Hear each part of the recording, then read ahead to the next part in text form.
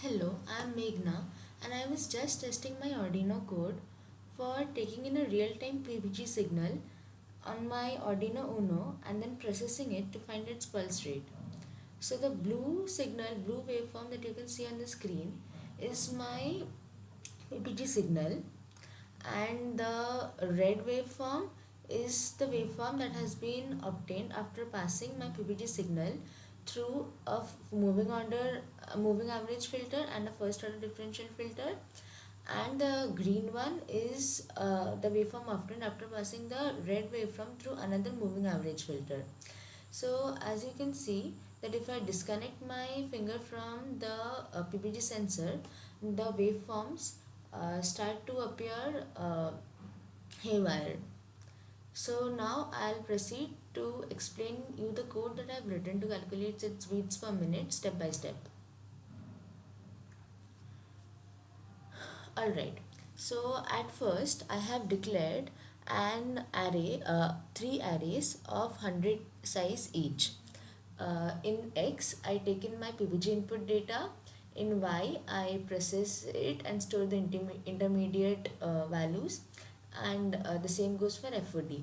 N is the size of my array. Next, in the void setup, I have set the baud rate to 9600, and I have set the pin A1 as input.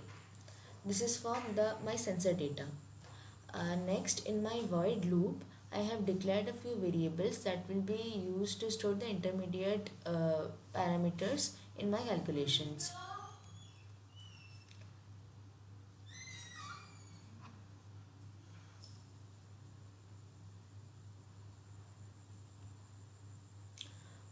So next, I have this loop which takes in my PPG sensor data at every 10 seconds. It takes in the data every 10 seconds by the pin A1.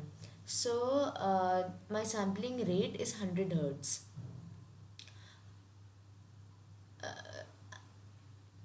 Then I have another for loop which corresponds to my first moving average filter. So this takes in the input waveform X, and it creates an output waveform Y, which is the output of the moving average filter.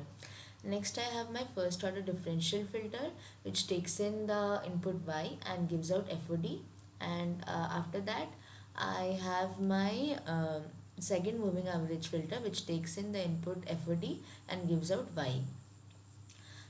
Next, I have initialized a few parameters to 0, and using this if condition, I have calculated my negative 0 crossings which correspond to the peaks in the original input signal. Next, I have inputted my peaks in an array called P and the position of the peaks in an array called posi. Then I have summed all my peaks in order to calculate my threshold peak. All the peaks that have a value above my threshold are called systolic peaks, and I store them in another array called systolic. Next, I take the difference of every adjacent systolic peak, and then I sum all the differences in order to calculate the average of them in the next step by feature 1. Then I calculate my beats per minute as feature 1 into 60 divided by 100, where 100 is my sampling frequency. Next, I output my beats per minute, and I also output my waveforms. So since I already showed you my waveforms, I'll proceed to showing you my pulse rate. So I'll comment this part out, otherwise the screen will be bombarded by a lot of values corresponding to the waveforms. And I'll uncomment the part relating to my beats per minute, and I'll show you the output. I'll have to upload the code again.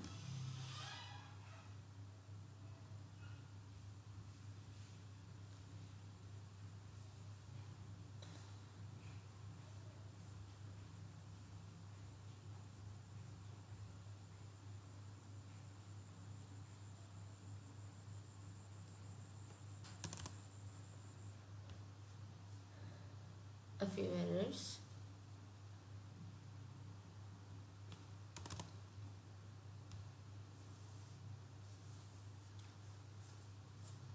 So as you can see, my sketch is done uploading.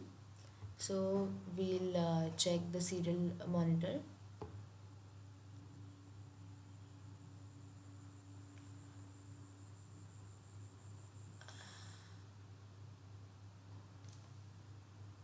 Since this sensor is a little lax in its functioning, it often does not result in the correct value of beats per minute. But as I've shown you, the code for the same is the procedure that you have to follow in order to generate the pulse rate. Thank you very much.